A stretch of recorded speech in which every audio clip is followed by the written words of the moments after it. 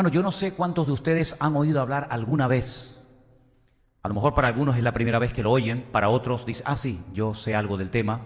¿Ustedes han oído hablar alguna vez acerca de los famosos códigos secretos u ocultos que contiene la Biblia? ¿Habéis oído hablar alguna vez acerca de eso? ¿Vale? Algunos han oído. Bueno, uno. ¿Nadie ha oído nada del tema este? ¿Dos? ¿Tres? Bueno, entonces creo que va a ser interesante porque si solamente 3 personas saben de lo que voy a hablar, viene bien. Miren, yo tengo aquí 3 libros que quisiera recomendarles para los que quieran conocer un poco más de este tema. Vamos a ver qué hay de verdad y qué hay de mentira. Vamos a ver si realmente eso se puede demostrar o no se puede demostrar y es simplemente un invento más, como tantos que se comparten en programas de televisión. Estos 3 libros, 2 de ellos son, por así decirlo, cristianos. Son 2 libros escritos por pastores. Uno de ellos es buenísimo, se llama La firma de Dios. La Biblia lleva la firma de Dios. Y este libro es muy bueno para los que quieran profundizar en este tema de los códigos de la Biblia. El otro libro se llama, su nombre es Jesús, Yeshua. Y es un libro en donde este hombre hace un recorrido por todo lo que llamamos el Antiguo Testamento y cómo en muchísimos versículos donde aparentemente no aparece el nombre de Cristo, sabiendo cómo encontrarlo, vas a encontrar cosas realmente sorprendentes acerca de la vida del Señor Jesucristo. Y el otro libro, tal vez el mundialmente conocido, es el famoso Código Secreto de la Biblia, ¿vale? Si alguien está interesado en conocer más de este tema, son los 3 libros que yo les recomiendo, porque hay mucho, pero también hay mucho libro que no vale para nada, pero digamos que de lo que hay, esto es lo que yo les recomiendo como buen material. En el capítulo 53 del profeta Isaías, vamos a ponerlo en español primeramente, aunque ustedes tienen ahí, espero que lo tengan derecho, porque a lo mejor, sabe Dios, bueno, por los números saben si está derecho o torcido, vale, yo lo tengo aquí en grande. Primeramente quiero leerles el capítulo 53 del profeta Isaías, que es un capítulo espectacular. Presten atención, por favor. ¿Quién ha creído a nuestro anuncio? ¿Y sobre quién se ha manifestado el brazo del Señor? Esta pregunta se la hace el profeta Isaías. Y ahora comienza a relatar cosas interesantísimas acerca del Mesías. Subirá cual renuevo delante de él. Y como raíz de tierra seca, no hay parecer en él ni hermosura. Le veremos más sin atractivo para que le deseemos. Despreciado y desechado entre los hombres, varón de dolores, experimentado en quebranto, y como que escondimos de él el rostro, fue menospreciado y no lo estimamos. Ciertamente él llevó nuestras enfermedades y sufrió nuestros dolores, y nosotros le tuvimos por azotado, por herido de Dios y abatido. Mas él herido fue por nuestras rebeliones, molido por nuestros pecados, el castigo de nuestra paz fue sobre él, y por su llaga fuimos nosotros curados. Todos nosotros nos descarriamos como ovejas, cada cual se apartó por su camino, mas el Señor cargó en él el pecado de todos nosotros. Angustiado él y afligido, no abrió su boca. Como cordero fue llevado al matadero, y como oveja delante de sus trasquiladores, enmudeció y no abrió su boca. Por cárcel y por juicio fue quitado, y su generación, ¿quién la contará? Porque fue cortado de la tierra de los vivientes, y por la rebelión de mi pueblo fue herido. Se dispuso con los impíos su sepultura, mas con los ricos fue en su muerte. Aunque nunca hizo maldad, ni hubo engaño en su boca. Con todo esto, Dios quiso quebrantarlo, sujetándole a padecimiento.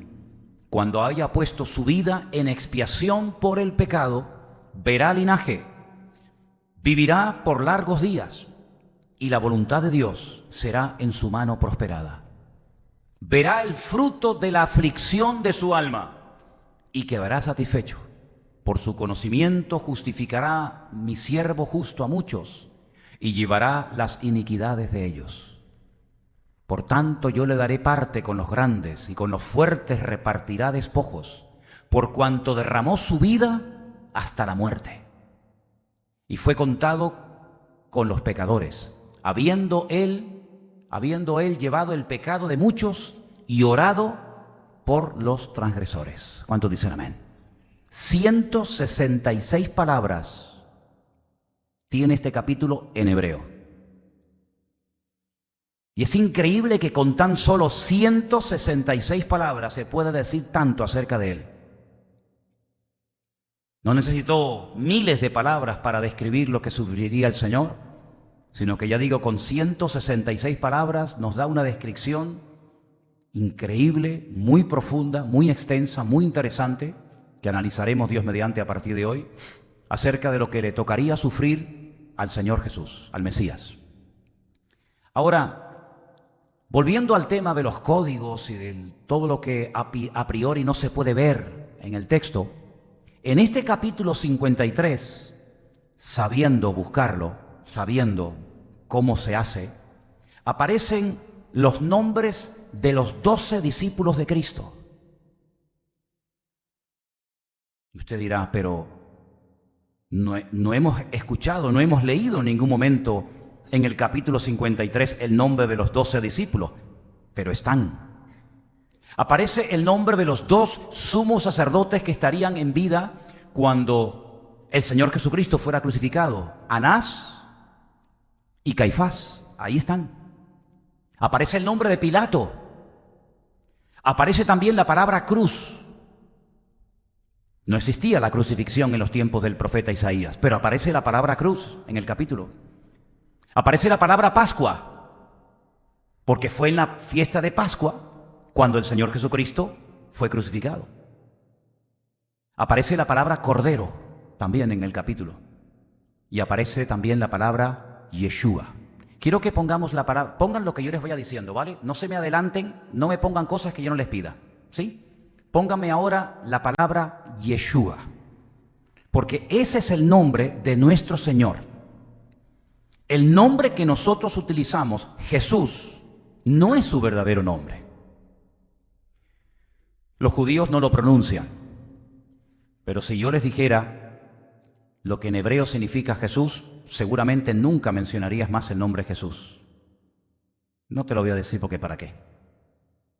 Pero su verdadero nombre era este, compuesto por 4 letras. Esa pequeñita se lee de derecha a izquierda, ¿vale? Esa letra es la más pequeña del alfabeto hebreo. Es la Yod. A continuación, una letra que se llama la letra Shin. Nos recuerda a los 3 patriarcas. ¿Veis que tiene como 3 palitos hacia arriba? Abraham, Isaac y Jacob. Es la letra de Shaddai, suficiente. A continuación, una letra que es la letra Bab, que aparece en el nombre sagrado de Dios. Y al final, una letra que es la letra Ain, que significa ojo. No todas las letras del alfabeto hebreo tienen una traducción literal, pero en este caso, por ejemplo, la última letra, la letra Ain, significa ojo. Ese es el verdadero nombre del Señor, Yeshua HaMashiach, que es lo que traducimos o mencionamos en el Nuevo Testamento como Señor Jesucristo. Cristo es Mashiach, que significa ungido, y Jesús viene de la palabra Yeshua. Ese nombre, Yeshua, el nombre del Señor Jesucristo, aparece en el capítulo 53 de Isaías, aunque ustedes ahora cuando me escucharon leerlo no lo mencioné, pero por eso yo les he dado a ustedes un papel y vamos a poner ahora el capítulo 53 de Isaías en hebreo. Y yo les he marcado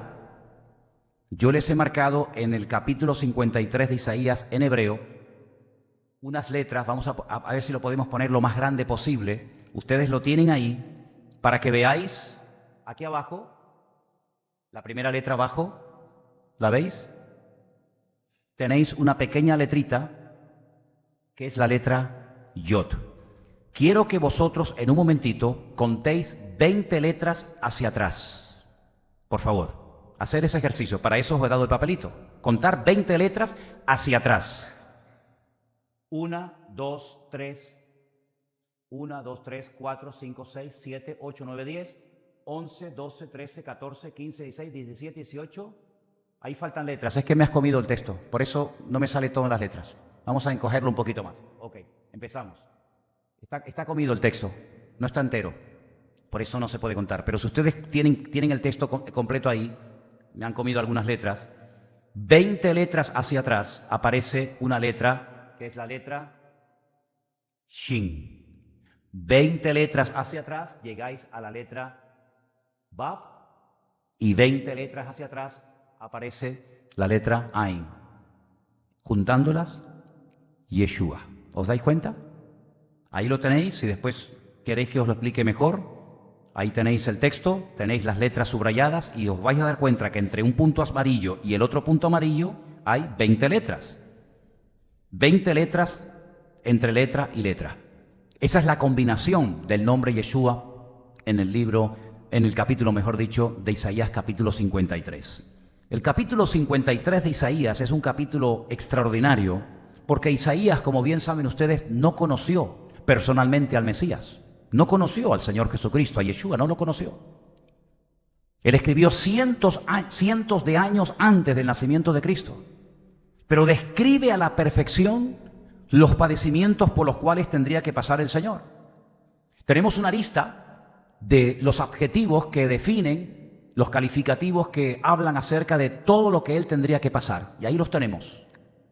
Despreciado, léanlo conmigo si quieren, desechado, varón de dolores, experimentado en quebranto, menospreciado, azotado, herido, abatido, molido, angustiado y afligido.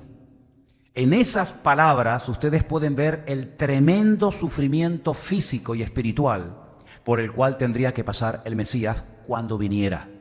Repito, Isaías escribió mirando hacia el futuro, hacia un Mesías que vendría, que él no conoció. Pero nosotros tenemos la bendición de poder mirar hacia atrás. Y con el Nuevo Testamento y con la historia en la mano, podemos comprobar si efectivamente él fue azotado, herido, molido, menospreciado, etcétera, etcétera. En el capítulo 53 de Isaías encontramos una descripción perfecta y detallada de los sufrimientos de Cristo. Encontramos la descripción de un hombre roto, humillado, atribulado y dolorido. Encontramos a una víctima inocente que entrega su vida voluntariamente para salvar a la humanidad. En el capítulo 53 de Isaías encontramos también una perfecta descripción de la humanidad de Cristo. Algunos a lo largo de la historia dijeron que él no era realmente humano, sino que era solamente divino. Otros, al contrario, enseñaron que Jesús no era nada divino, sino solamente humano. Pero uniendo toda la información y uniendo todos los datos que tenemos del Antiguo, del Nuevo Testamento, etcétera, llegamos a la conclusión de que en él cohabitaban, vivían al mismo tiempo una parte humana 100%, que se cansaba, que tenía que pedir agua cuando tenía sed, que tenía que dormir cuando estaba cansado, etcétera, y una parte divina que era capaz de mirar pensamientos, de discernir las intenciones del corazón, de ver más allá de lo que los ojos de carne pueden ver, de poder incluso dominar la creación que él había creado en el principio, caminando, por ejemplo, por encima de las aguas, o cambiando un elemento en otro completamente diferente, como fue, por ejemplo, su primer milagro, que convirtió el agua en vino, o multiplicando panes y peces, etcétera, etcétera. Por lo tanto, Isaías 53 fundamentalmente se centra en la parte humana del Señor Jesucristo. Pero al mismo tiempo el profeta Isaías lo presenta como un sacerdote, alguien que incluso llega a orar por las personas por las cuales él muere, pero que al mismo tiempo ese sacerdote al mismo tiempo es la víctima. Y esto nunca se había dado. Porque, por ejemplo, tanto el sumo sacerdote como los demás sacerdotes hacían la función de sacerdote, pero no de víctima. Pero en el caso de Cristo sí. En el caso de Cristo él era el cordero, él era la víctima propiciatoria y al mismo tiempo era el sacerdote que moría voluntariamente por los pecados de la raza humana. Alguien dijo algo que me llamó tanto la atención que lo tengo aquí anotado y lo quiero compartir con ustedes. En el capítulo 53 del profeta Isaías, el inocente siendo castigado, el inocente es castigado como si fuera culpable, para que el culpable pudiera ser recompensado como si fuera inocente. El que no es culpable, como víctima propiciatoria, carga el pecado de toda la raza humana, carga la enfermedad y la transgresión de todos los seres humanos que ya habían vivido antes de él, los que vivían en su generación, en su tiempo, y los que aún no habíamos nacido. Él carga voluntariamente toda la maldad, todos los pecados que se han cometido desde el primero hasta el último, y se los carga voluntariamente sobre sus hombros y le dice al Padre: heme aquí, envíame a mí, haz conmigo lo que quieras. La justicia divina decía que había que matarlo, porque la paga del pecado es la muerte.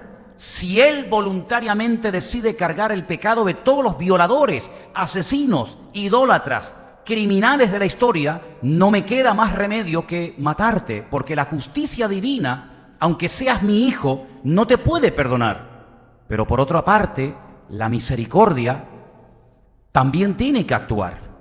Así que cuando vemos a Cristo cargando voluntariamente el pecado de todos y de cada uno de los seres humanos, vemos que en la cruz se encuentran la justicia, el amor, la misericordia, la bondad, absolutamente todo, la esencia y los atributos de Dios los vemos manifestados en la cruz, cuando el Hijo, el Cordero, decide morir por la raza humana. Ahora, todos estos calificativos que nos hablan acerca de lo que Él tuvo que padecer voluntariamente, todos estos calificativos tremendos, vamos a analizar algunos de ellos, porque tienen, aparte de la traducción que tenemos en nuestras Biblias, tienen también otras posibles traducciones que nos pueden ayudar. Por ejemplo, en el versículo 3 de Isaías 53, dice que Él sería despreciado y desechado. Pero en el mismo versículo dice que sería despreciado y desechado, ¿pero por quién? Por los hombres. Es interesante notar que esa palabra, despreciado, también se podría haber traducido como menospreciado. Y yo creo que a ningún ser humano le hace gracia que te menosprecian. ¿Qué significa ser menospreciado o despreciado? Significa concederle a una cosa o persona menor valor o importancia de la que merecen. Si tú mereces un trato, tú mereces un respeto y no lo recibes, eso significa que te están menospreciando o te están despreciando. También despreciado o menospreciado significa considerar que algo no merece ningún aprecio o atención. Él sabía perfectamente que cuando viniera, sobre todo a los suyos, a su pueblo, no iba a ser querido, no iba a ser bien recibido, no iba a ser adorado, no iba a ser recibido con todo tipo de alegría, sino más bien todo lo contrario. Puede pasar por la mente de algunos de ustedes el hecho de que hubo un momento en el que sí lo recibieron. Cuando entra triunfalmente, ¿os acordáis? La misma semana que padece montado en aquel pollino de asno, que por cierto no entró montado en un pollino de asno por casualidad, sino que había también una profecía, en este caso de Zacarías, que decía que entraría montado en un pollino de asno a Jerusalén. Y mucha parte de la ciudad salió y comenzaron a decir algo que se decía, pero no a cualquier persona, sino era una expresión que se le decía al sumo sacerdote cuando en la semana de la Pascua se iba a Belén. Preguntarán ustedes, ¿y a qué se iba a Belén? Belén está más o menos como a 8 kilómetros, 7, 8 kilómetros al sur de Jerusalén. El sumo sacerdote, seguramente acompañado de otros, se iba a Belén a comprar, a adquirir los corderos sin defecto que tendría que traer a Jerusalén para que fueran sacrificados durante esa semana de la Pascua. Los tenían durante algunos días examinándolo con lupa. Si había algún defecto en la pezuña, en los ojos, en las orejas, en el pelo, y los tenían examinando exhaustivamente durante días, y al final, si aprobaban el examen, los sacrificaban. Y todos los años era igual. Uno se mandaba al desierto Azazel, no sé si conocéis la historia, con todos los pecados del pueblo, y otro se sacrificaba. Y de ahí viene lo del cordoncito rojo, que después se ha convertido en lo de la buena o la mala suerte. En fin, conocéis un poco la historia, ¿no? Pues cuando venía el sumo sacerdote de Belén, donde se criaban los corderos, porque cuando se aparecieron los ángeles la noche que nació el Mesías, ¿a quién se apareció? A los pastores. ¿Y qué hacían los pastores allí? Cuidaban los rebaños que después iban a ser llevados al templo a ser sacrificados. Ahora, ¿cómo encaja todo, verdad? El sacerdote iba a Belén, compraba los corderos, los traía, y cuando llegaba a la ciudad, toda la ciudad salía en peso y le decían: Baruch haba Beshen Adonai, bendito el que viene en nombre del Señor. Bienvenido, Baruch haba, bienvenido. Ese mismo día, el Señor Jesucristo estaba entrando por otra puerta, no la que daba acceso cuando venías de Belén, que era la del sur, sino estaba entrando por la puerta del este, la puerta de la Dorada, la que mira al Monte de los Olivos, la que hoy en día está cerrada, porque dice la Biblia que tiene que estar cerrada, porque por esa puerta entró el Señor, tu Dios, y nunca más entrará hombre alguno. Lo dice Ezequiel 44:2, si no me equivoco. Y cuando la gente salió a decirle Baruch haba Beshen Adonai, los sacerdotes salieron corriendo y le dijeron a la multitud: no, esto no se dice a él, esto hay que decírselo al sacerdote. Dile a tus discípulos que se callen. Y el Señor dijo: si yo les digo a estos que se callen, las piedras comenzarían a alabarme. Así que es inevitable que suceda esto. Y aunque aparentemente lo recibieron, esos mismos que le recibieron con aquel saludo, esos mismos, antes de que terminara esa semana, delante de Poncio Pilato, pidieron su cabeza. Así que aparentemente le recibieron, pero sabemos que en el fondo fue rechazado, fue menospreciado, y fue totalmente menospreciado por los suyos, por su propia casa. ¿Él lo sabía? ¿O ese día fue cuando se enteró de que lo iban a rechazar? Desde la eternidad, aún no había sido creado el universo, aún no existía absolutamente nada, y el Hijo sabía perfectamente que algún día vendría a este mundo y el mundo lo rechazaría y el mundo lo menospreciaría. ¿Qué te parece? Entonces, ¿por qué vino? Porque de tal manera amó Dios al mundo que dio a su Hijo unigénito. ¿Te das cuenta? Si saltamos al siguiente versículo, aunque también nos dice que sería desechado y rechazado, como también se podría traducir, otra versión dice sería dejado solo. Es interesante notar cómo el Señor Jesucristo estuvo toda la vida rodeado de enormes multitudes, pero en el momento de más necesidad lo abandonaron y lo dejaron totalmente solo, incluso sus discípulos. En el versículo 4 dice: ciertamente Él llevó nuestras enfermedades y sufrió nuestros dolores, y nosotros le tuvimos por azotado y por herido de Dios. Fíjate, azotado y herido de Dios y abatido. Los judíos, no solamente en aquel tiempo, sino hasta el día de hoy, asocian el dolor, la enfermedad y los problemas con el pecado. Y aquí hay que hilar muy, pero que muy fino. Porque se le puede hacer muchísimo daño, como de hecho a veces se ha hecho, no digo queriendo. Se le puede hacer mucho daño a una persona que está pasando por una prueba física o una situación económica apurada, o por un problema familiar duro, asociándolo con que está en pecado o que está mal o en desorden delante del Señor. Y digo que hay que hilar muy fino, porque a veces puede darse el caso de que una persona está mal, está en pecado, está delante de Dios mal, y lo que le está pasando son las consecuencias de estar mal delante de Dios, ¿sí o no? Pero no siempre. Y por eso yo creo que el Señor permitió que en la Biblia estuviera un libro que hasta el día de hoy muchos no lo logran entender. Y es el famoso libro de Job, donde los amigos, aparentemente, no terminan de entender cómo, si eres tan justo y tan bueno y no llevas una doble vida, ¿cómo lo pasas tan mal? ¿Y cómo has tenido que enterrar a todos tus hijos en un día? ¿Y cómo has perdido tus cosechas? ¿Y cómo te ha abandonado tu mujer? ¿Y cómo tú estás enfermo, pero con una enfermedad terrible, que se te cae la piel a pedazos? ¿Y cómo es posible que te vaya todo tan mal en la vida? No puede ser que Dios, si es tan bueno, te castigue de esta manera. Algo malo tienes que hacer para que te vaya tan mal en la vida.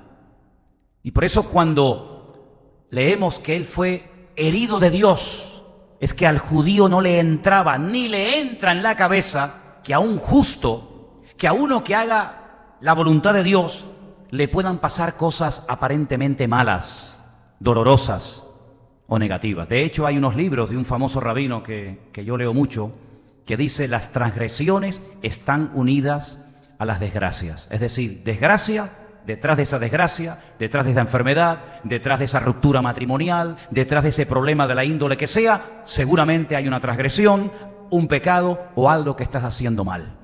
No siempre es así, queridos hermanos.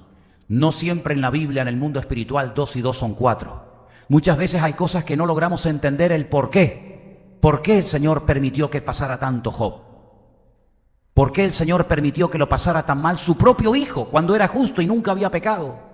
No entendemos por qué el Señor no le quitó el aguijón a Pablo cuando era un hombre de fe y un hombre que le servía con una integridad total y absoluta. No entenderemos nunca muchas cosas.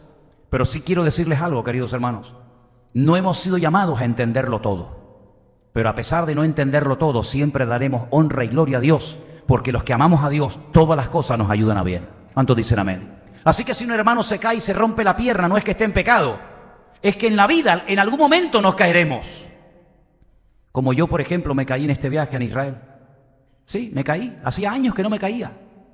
Pero saliendo por la puerta de Jaffa para indicarle a un matrimonio el camino por el que tenía que ir, tropecé y caí.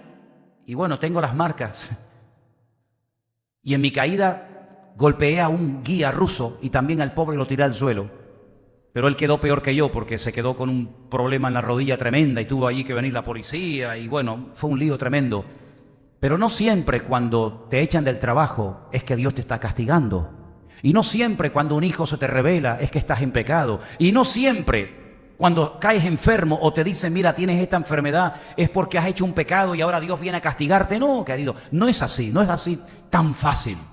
Sino que a veces hay un propósito y a veces hay una razón de ser. Lo que tenemos que saber es interpretar el momento y la forma y lo que Dios está tratando de enseñarme o de indicarme a través de esa prueba. Saber leer, saber interpretar el momento y el lugar es muy importante porque el lugar y el momento me indican lo que Dios va a hacer. Y lo que Dios hace me indica el momento y el lugar en el que me encuentro. ¿Te das cuenta? Así que, queridos hermanos, él fue, sí, herido, azotado, pero porque era la voluntad de Dios que así fuera. Pero permítame decirles algo. Ahí en el versículo 4 dice que sería azotado. Claro, ahora pueden entender ustedes la agonía de Cristo en el Getsemaní. Cuando él sabía que los que le iban a dar los latigazos no iban a ser los judíos, sino ¿quiénes fueron los que le dieron los latigazos al Señor? Los romanos. Permítame leerles Deuteronomio 25:3. Porque en ese capítulo de Deuteronomio 25:3, Dios le había dado al pueblo de Israel las instrucciones para cuando se azotaba a una persona, hasta dónde podía llegar. Y por ejemplo, en ese capítulo, que os lo voy a leer rápidamente, no se preocupen arriba si no lo tienen, Deuteronomio capítulo 25, versículo 3, presta atención al número de latigazos que se le podía dar a una persona, ni uno más, 25:3. Se podrá dar 40 azotes, no más. No sea que si lo hirieren con muchos azotes más que estos, se sienta tu hermano envilecido delante de tus ojos. En el pueblo de Israel no se le podía a nadie dar más de 40 azotes. Ahora puedes entender la lista que aparece en Primera de Corintios cuando Pablo habla de los sufrimientos y dice, de los judíos he recibido 40 azotes, y uno dice, ¿y por qué menciona de los judíos 40 azotes? Porque por cumplir la ley, en vez de darte 15 o 38 o 39, voy a llegar hasta el 40, pero ya no te doy 41, no porque no quiera, sino porque la ley me prohíbe no darte más. Qué buenos eran, Sin embargo, los romanos no tenían la ley de Dios. Los romanos no te iban a dar 40 latigazos, te podían dar 5.000. De hecho, ustedes en alguna ocasión habréis visto en el telediario, en televisión, que cuando condenan a una mujer o a una persona por el delito que ellos crean oportuno, dicen 30 años de cárcel y 5.000 latigazos. No es que se los den en el momento, pero en todos los años que tiene de condena recibirá 5.000, 3.000, 4.000, 8.000 o los latigazos que sea. Eso en la ley estaba totalmente prohibido, era 40 y nada más. Pero cuando dice la Biblia que él sería golpeado y azotado, hermano, el número te puedes imaginar que era muchísimo más de 40. Dice la Biblia que sería herido, nos hace referencia a heridas físicas, no heridas emocionales o de tipo espiritual, no, habla de heridas físicas como las tuvo el Señor. Y también la palabra herido hace referencia a que sería taladrado o traspasado. Y cuando habla de abatido, la palabra abatido, la última que veis en el versículo 4, es una persona que ha perdido todas las fuerzas físicas. ¿Qué te parece? ¿Cómo no va a agonizar en el huerto de Getsemaní sabiendo lo que se le viene encima?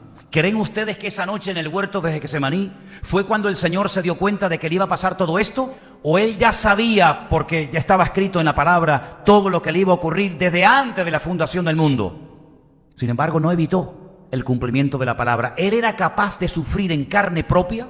Él era capaz de aceptar que fuera menospreciado, desechado, herido, azotado, con tal de que se cumpliera la palabra. ¿Qué te parece? El amor y el respeto a la palabra imperaba y prevalecía por encima, digamos, del interés personal. De hecho, saben ustedes que una vez lo comenté, la noche que era la noche en la que Judas le iba a entregar, le dice: Judas, lo que tengas que hacer, hazlo pronto. Venga, date prisa, vamos a cumplir con la palabra. El amor y el respeto que el Señor tenía a la palabra, aunque le costara la vida, estaba dispuesto a pagar el precio con tal de que la palabra profética se cumpliera en su persona. ¿Cuántos dicen amén? Tremendo, ¿verdad? Versículo 5. Herido y molido. Él fue herido por nuestras rebeliones, molido por nuestros pecados. La palabra herido, malajá, esa palabra que aparece ahí es malajá y significa enfermedades. Experimentaría enfermedades. Y la palabra molido, dacá, significa aplastado. Es curioso notar que el Señor Jesucristo, cuando fue quebrantado y entregó su voluntad, no se fue al río Jordán a orar. No volvió a la casa donde partió el pan y el vino, sino que buscó un lugar en Jerusalén que se llama Getsemaní, para ir a orar y para que el Padre lo moliera y lo aplastara. Y uno dice: ¿y por qué se fue a Getsemaní y no se fue a cualquier otro lugar? Bueno, es que te vuelvo a repetir lo que te dije antes. El lugar indica lo que va a hacer Dios y lo que Dios hace tiene que ver con el lugar. Por eso es muy importante saber qué lugar debo de ocupar en la vida. Porque hay bendiciones que no se reciben en ciertos y determinados lugares. Y como yo lo que digo, siempre intento demostrarlo con la palabra. ¿Se acuerdan ustedes? Y hago un paréntesis, no me voy del tema. ¿Se acuerdan ustedes cuando el Señor Jesucristo les dijo: id a Jerusalén y esperad la promesa del Padre? ¿Por qué Jerusalén? Y si nos vamos todos y nos ponemos a orar todos en Capernaum, ¿no recibiremos la promesa del Padre? Pues no. ¿Por qué insistió el Señor de que volvieran a Jerusalén? Porque hay lugares donde Dios tiene ciertas y determinadas bendiciones que no tiene en otros lugares. Cuando llegó el día de Pentecostés, cito Hechos capítulo 2, cuando llegó el día de Pentecostés estaban todos unánimes juntos y de repente vino del cielo un viento recio, el cual soplaba, y lenguas repartidas como de fuego se asentaron sobre cada uno de ellos, y todos fueron llenos del Espíritu Santo. Moraban entonces de Jerusalén judíos, varones piadosos, y ahí está todo el capítulo, es increíble. Y tú dices: ¿dónde recibieron esa experiencia? En Pentecostés. ¿Dónde? En aquella casa. ¿Por qué no en otro lugar? Porque Dios nos dice dónde tenemos que estar y dónde no tenemos que estar. Y el Señor, cuando va al huerto de Getsemaní, Él sabía que el huerto de Getsemaní no era un lugar turístico como hoy en día lo es, que van así de turistas a sacarse fotos para ver los olivos milenarios que hay allí, enormes, y para ver lo bonito que está el jardín, cuidado por aquellos curas que custodian aquello, y para ver esa piedra que dicen que fue la piedra en la que se acostó Cristo para orar. No, en aquellos tiempos no era nada de eso. No era un lugar turístico para ir a sacar fotos. Era un lugar donde la gente llevaba las aceitunas, porque allí había una prensa y allí había un lagar, un molino, y allí exprimían la aceituna y allí salía el oro líquido, el aceite.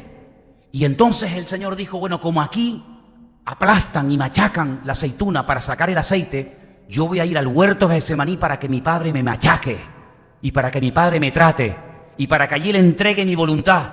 Y aunque tenga que pedir oración, no me da vergüenza orar por mí, porque hoy mi alma está triste hasta la muerte. Y elige Getsemaní como un lugar simbólico de que Él también sería allí aplastado, molido y machacado por nuestras rebeliones, por nuestros pecados y para obtener la paz, que no se compra con dinero, sino con la sangre preciosa de Jesucristo. ¿Cuántos dicen amén?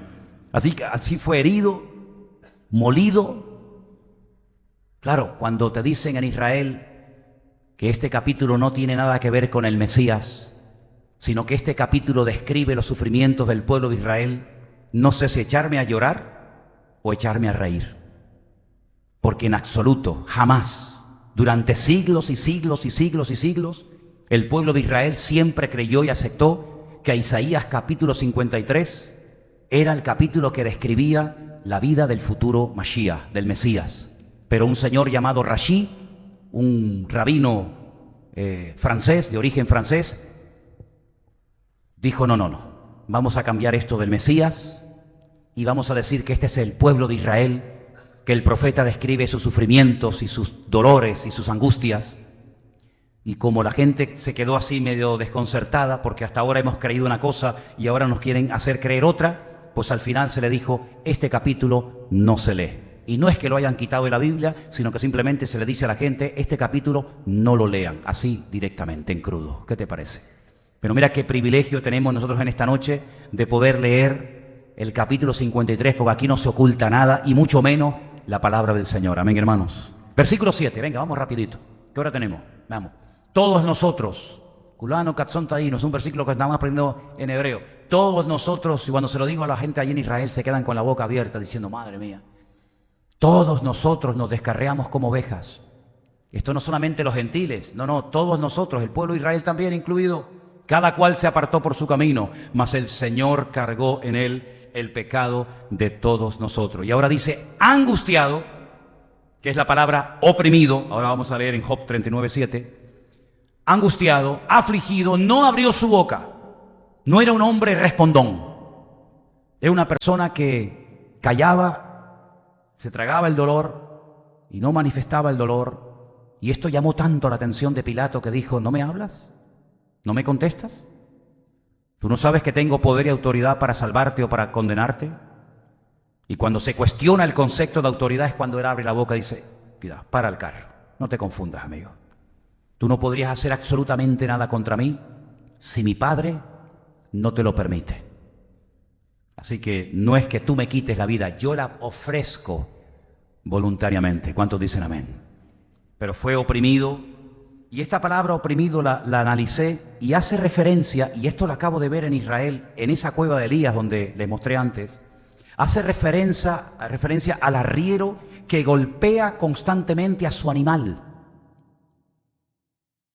Cuando el animal no obedece o cuando quieres que vaya por un camino, le dan y le dan. Eso es lo que significa angustiado y oprimido en hebreo. Hace referencia a personas que están en trabajos forzados. También significa estar en grave apuro. Y también significa exigir una deuda por la fuerza. Si cuando me debes algo, te machaco. ¿Me pagas o voy a por ti, por tu familia, por tus hijos? Como la parábola, aquel que le debía tanto dinero y al final el pobre hombre le quieren vender hasta la familia. A esos puntos, a esos extremos llegó el Señor Jesucristo. Un agobio, un estrés, para que después nosotros nos quejemos cuando el jefe en tu trabajo hoy te haya dicho una mala palabra y estás hecho polvo una semana. Es que me echó la bronca esta mañana y estás una semana hecho polvo y ya estás pensando hasta irte al mundo emborrachado otra vez. Y todo lo que le dijeron y le hicieron al Señor, lo que nos pasa a nosotros es de risa. No tiene ni punto de comparación cuando le dijeron, sí, es verdad, tú echas fuera a los demonios, pero no porque seas el Hijo de Dios, sino porque eres el príncipe de los demonios. Y los demonios te obedecen porque tú eres su jefe. Otra vez le dijeron que estaba loco. Otra vez quisieron despeñarlo, ¿verdad? Y todo eso lo aguantó calladamente, tragándose, ¿verdad? Como oveja, como cordero que es llevado al matadero. Porque, hermano, hay una gran diferencia entre matar a un cerdo y entre matar a un cordero. Mi suegra está aquí y ella ha matado a algunos cerdos, ¿sí o no? Y algunos de ustedes a lo mejor han visto en la península o aquí en Canarias, cuando se produce la matanza, entra a, ¿cómo se llama la cucha? ¿Cómo se llama? ¿Dónde está el cerdo?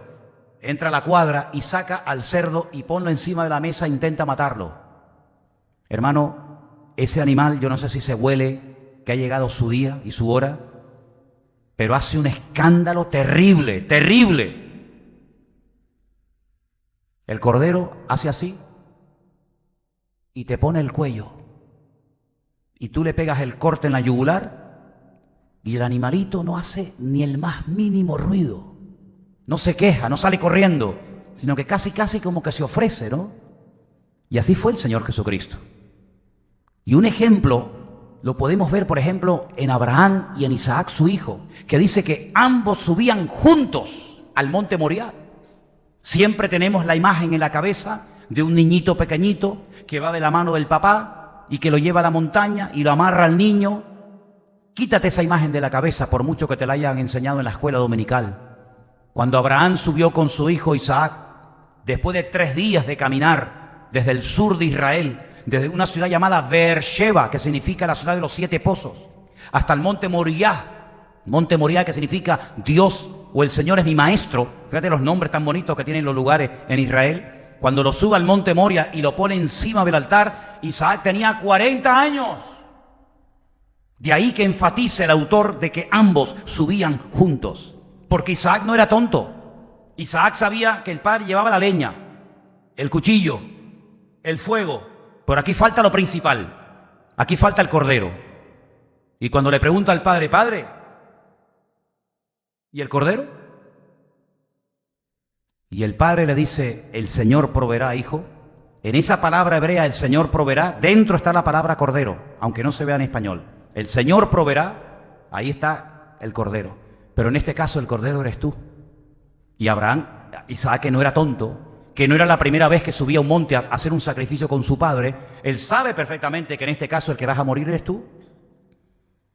Dios nos sacó de una tierra pagana donde mataban los padres a los hijos.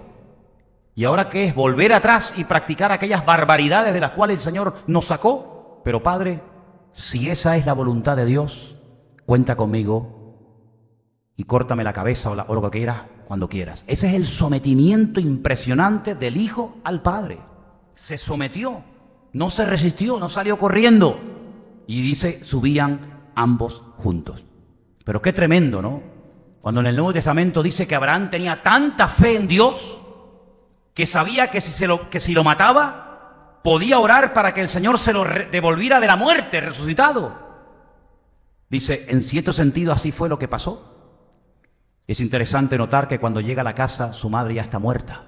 Algunos dicen que Sara murió de pena porque vio salir al padre y al hijo y probablemente nunca más volvería a volver a su hijo. Y cuando llega ya Sara está muerta y él se va al pozo del viviente que me ve, y allí dice que a lo lejos, tiempo más tarde, ve venir a su futura esposa Rebeca, y allí se consoló por la pérdida, por la muerte de su madre. Son historias realmente, ¿no se te ponen los pelos de punta cuando oyes todo esto?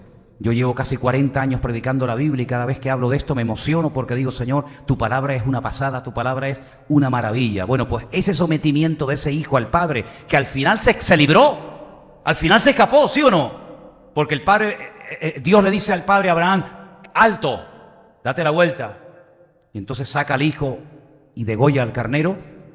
En el caso de Cristo no fue así. En el caso de Cristo tuvo que morir ese día. ¿No os habéis preguntado nunca por qué lo crucificaron en el centro y por qué la Biblia enfatiza y una y otra vez, uno a la derecha, otro a la izquierda, y él, uno a la izquierda, uno a la derecha?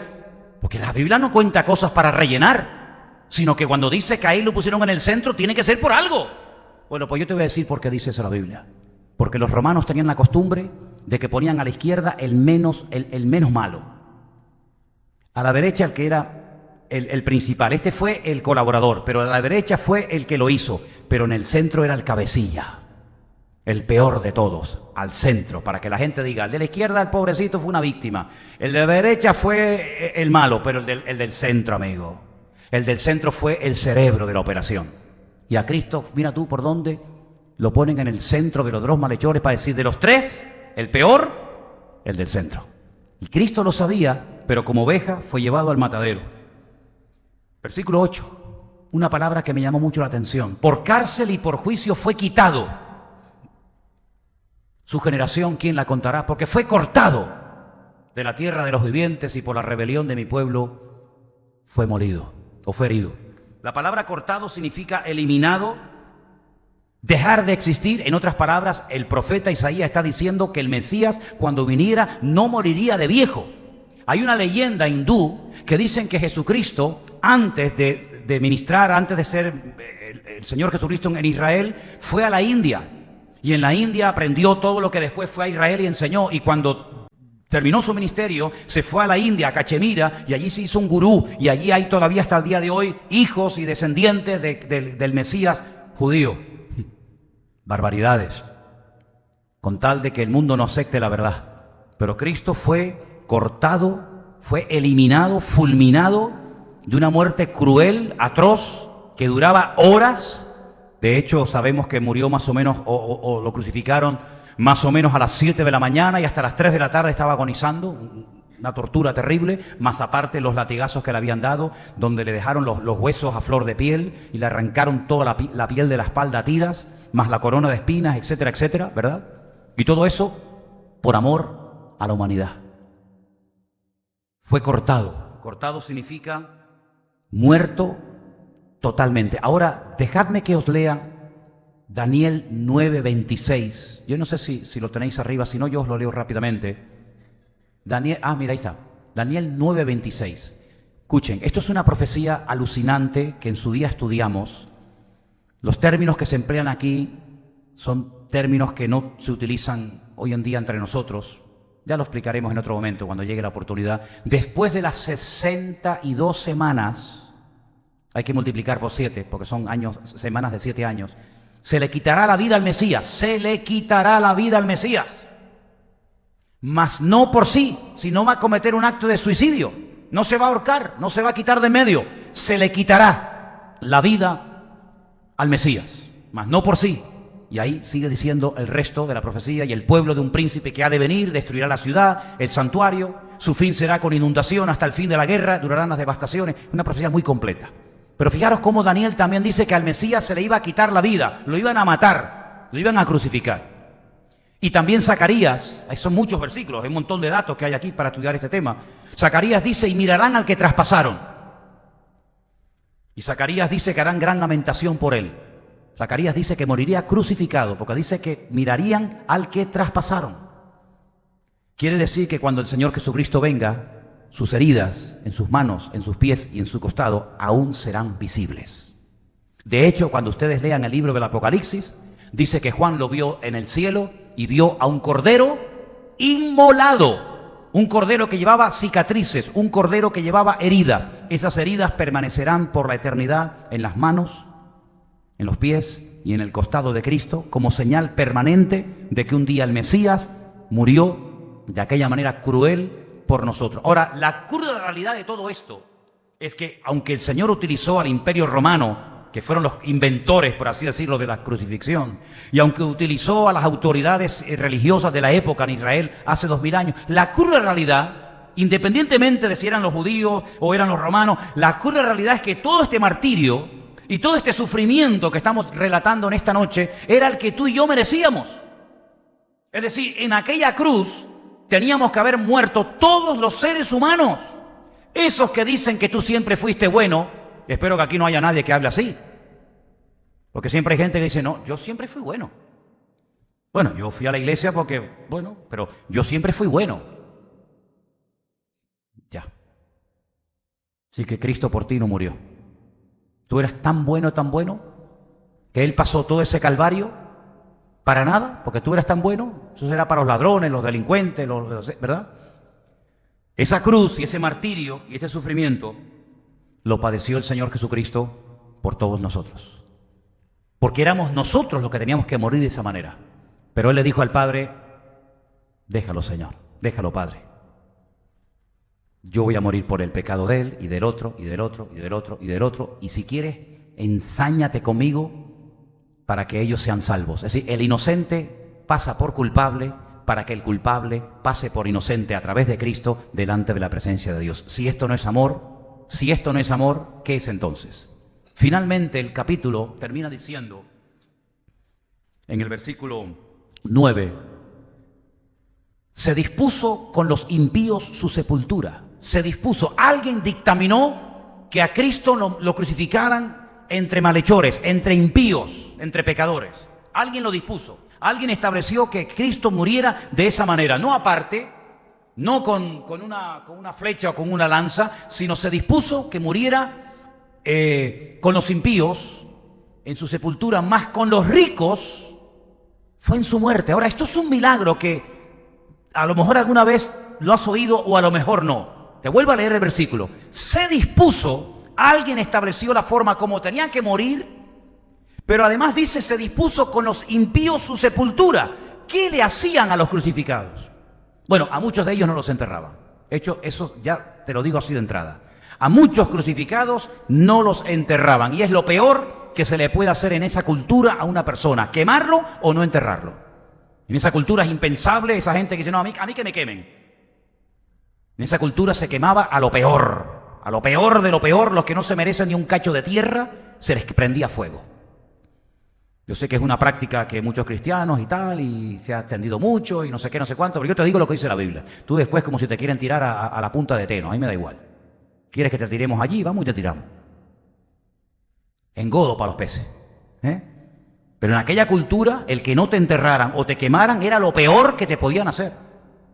De hecho, ustedes saben que muchas veces cuando cogen a alguien en esos países, lo arrastran por la tierra, los despedazan, mandan los trozos por todo el país, le prenden fuego, menos sepultarlo, lo que sea.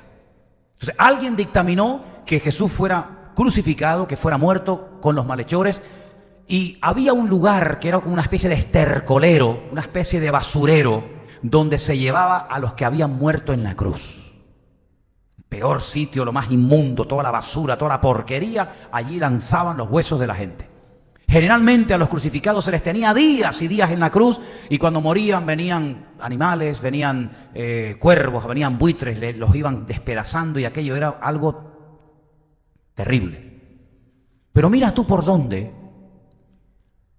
que lo enterraron como si fuera un hombre rico.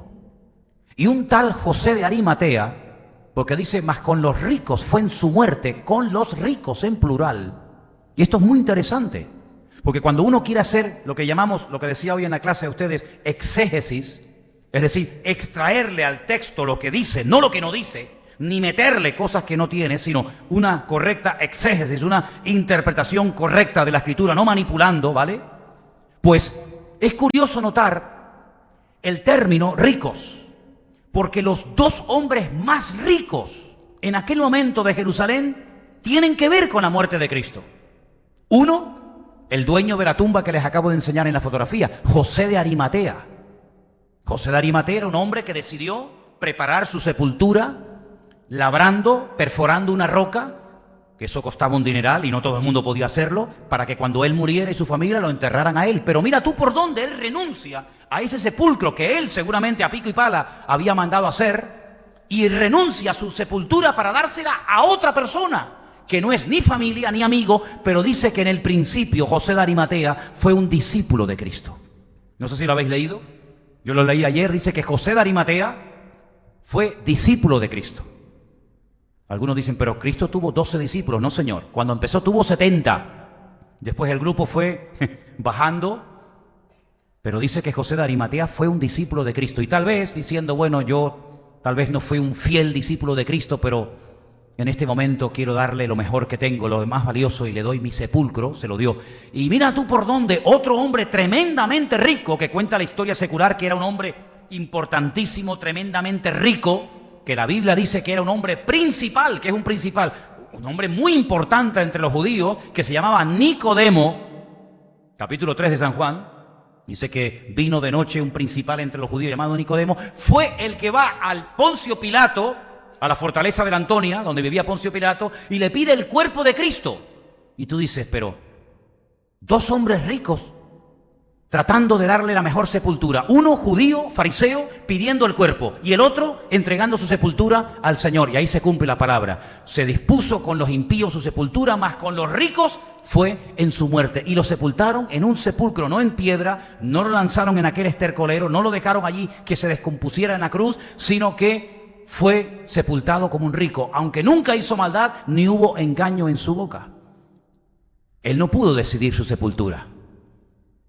Pero se cumplió la palabra para que os deis cuenta de que tanto en vida como en muerte, la palabra de Dios se cumple. ¿Cuántos dicen amén? Es increíble. Sí, era imposible para una persona que quisiera aprenderse de memoria y demostrarle al pueblo de Israel que era el Mesías, era imposible que pudiera cumplir con todas, porque había cosas que podía cumplir en vida, pero por ejemplo en muerte hay muchas cosas que se nos escapan de la mano porque ya no controlas. Pero fíjate, el final del pasaje dice que aunque se dispuso con los impíos su sepultura, con los ricos su muerte, dice que al final él terminaría orando, creo que es el último versículo del capítulo, él terminaría orando, intercediendo por las personas que le estaban allí crucificando. Y mira tú por dónde las 7 veces que Cristo abre la boca en la cruz, una de las veces que ora, o una de las veces que habla, perdón, es orando, pidiéndole al Padre que les perdonen, que perdona a los que están allí, porque no saben lo que hacen. Derramó su vida hasta la muerte. Fue contado con los pecadores y habiendo él llevado el pecado de muchos, oró por los transgresores. Impresionante. Teniendo todo esto en la cabeza, un hombre un día en la cárcel decidió escribir una carta. Y quiero terminar en esta noche leyéndote parte de la carta que este preso condenado a muerte escribe. Escucha bien.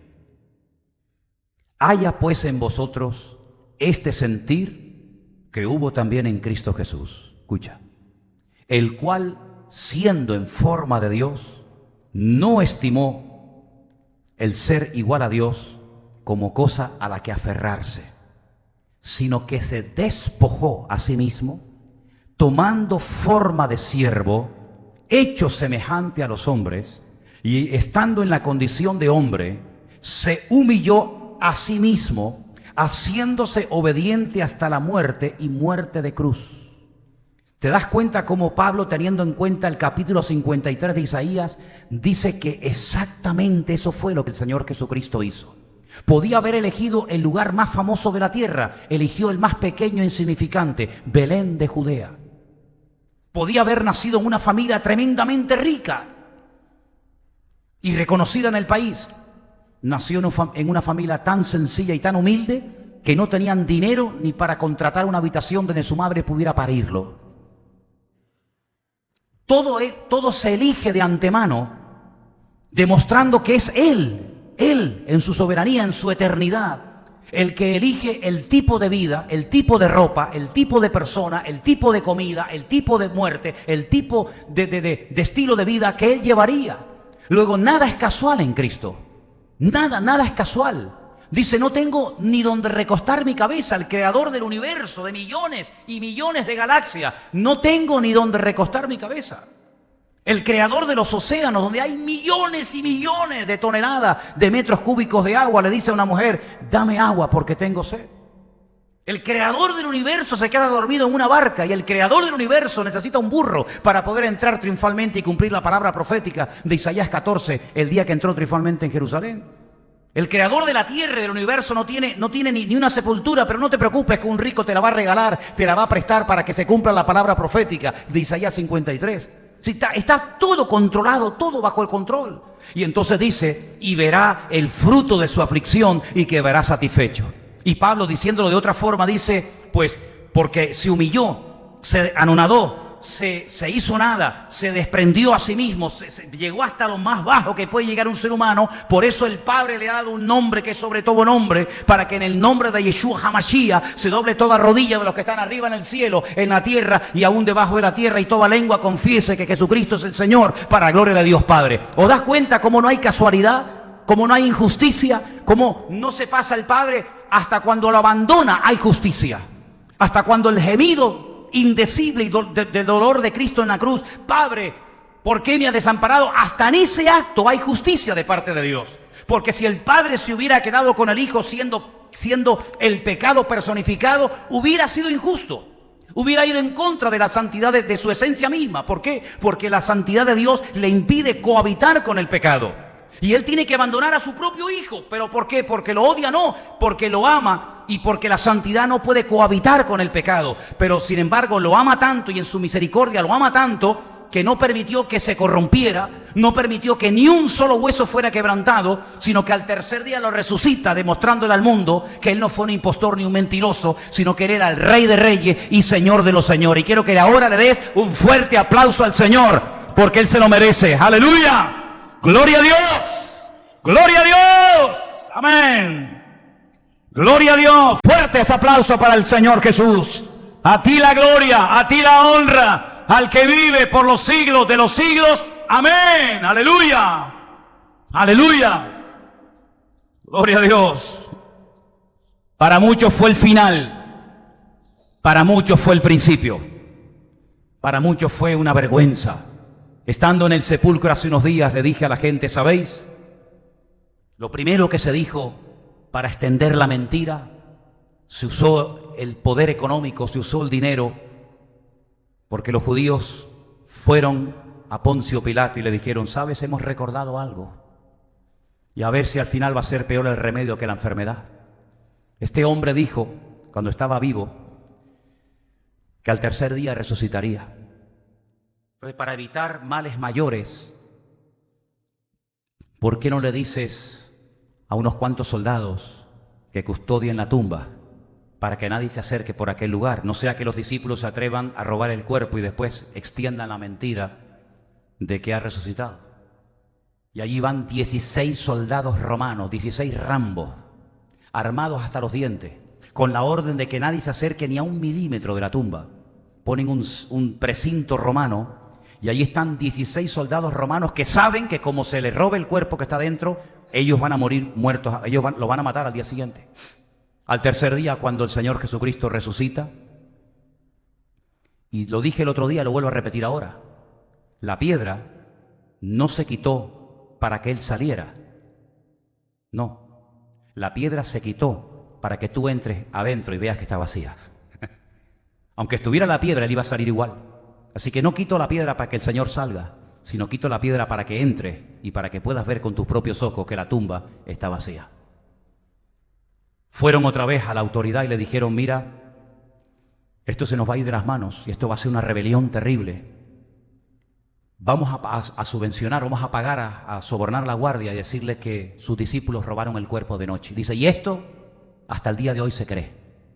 Como es una gran mentira y la mentira cae por su propio peso, a lo largo de la historia, diferentes personajes, todos odiando al cristianismo y a Cristo, comenzaron a inventar todo tipo de teorías.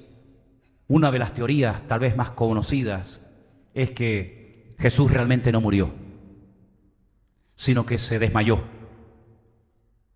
Perdió tanta sangre, estaba tan débil y lo pasó tan mal que se desmayó. Pensaron que se murió, lo cogen, lo meten en la cueva, en el sepulcro, y al tercer día pues ya se curó. Rueda la piedra de 5.000 kilos, sale afuera y a los soldados romanos les da una paliza que los mata a todos y sale por las calles de Jerusalén diciendo, he resucitado. Créame que hay que tener más fe para creer eso que para creer lo que dice la Biblia. Como no pegó esta teoría, durante un tiempo funcionó, inventaron otra y dijeron, no es eso, no, háganme caso. Lo que pasa es que los discípulos se equivocaron de tumba, se fueron a otra que estaba vacía y entonces cuando la vieron vacía pensaban que había resucitado, pero Él estaba en la tumba. Pues si me cuesta creer en la anterior, en esta más todavía, porque serían los más tontos de la tierra, porque les dirían, ¿pero qué dicen? Si está aquí enterrado, ¿no ves que está dentro de la tumba? Mira, aquí hay una realidad, y la realidad es que Cristo está vivo y resucitó al tercer día. Y yo siempre les digo esto a la gente cuando estoy allí. Por eso cuando estuve predicando ahora en el jardín de la tumba, una chica no dejó de llorar y llorar y llorar. Y digo, mira, si esto es verdad, si esto de que Cristo murió ahí en el monte de la Calavera que está al ladito y que lo metieron aquí adentro y al tercer día salió, si esto es verdad, todo el mundo tiene que saber esto. ¿O es que acaso muere una persona y resucita a los 3 días como algo habitual y común. Esto es algo fuera de lo común, esto es algo impresionante. Es que no hay nadie en el mundo que pueda decir lo que nosotros tenemos como mensaje para dar al mundo. Si esto es verdad, y es verdad, todo el mundo tiene que saber que Cristo está vivo y que Él tiene el mismo poder y la misma autoridad que hace 2000 años. ¿Cuántos dicen amén? Vamos a orar en esta tarde, dale gracias a Dios. Dale muchas gracias a Dios. No se me ocurre otra palabra más que gracias, gracias, gracias, Señor. Porque en este capítulo veo tu poder, veo tu autoridad, veo cómo tu palabra se cumple. Y no importa lo que te hagan o lo que te digan, tú siempre triunfas y tu gloria va en aumento como la luz de la aurora. No importa que te hayan menospreciado, humillado, maltratado, azotado, herido, no importa. Lo importante es que todo eso forma parte de la historia y ahora la realidad es que está vivo, sentado a la diestra de Dios Padre, intercediendo, clamando noche y día por nosotros y deseando venir pronto para que estemos por la eternidad con Él. Esa es la realidad, mi hermano. Y por eso en esta tarde te damos gracias y te damos toda la gloria y toda la alabanza y todo el reconocimiento porque tú eres digno. ¿Cómo no vas a ser tú digno de recibir la gloria y la honra ante semejante sufrimiento y tortura y humillación? Tú eres digno, Señor, de recibir la alabanza, la gloria, el poder por los siglos de los siglos. Amén. Y por eso en esta tarde tu iglesia, tu pueblo te alaba y te adora y te reconoce como su Mesías y como el Salvador del mundo, como el camino, la verdad, la vida, el pan de vida, el verbo hecho carne, como todo eso y más te reconocemos, Señor, en esta tarde. Y te damos gracias porque hemos entendido el Evangelio, aleluya. Hemos entendido estas verdades ocultas en tu palabra por siglos, por generaciones, pero gloria a Dios que un día te acordaste, te apiadaste de nosotros, Señor, y nos diste la oportunidad de entender el Evangelio.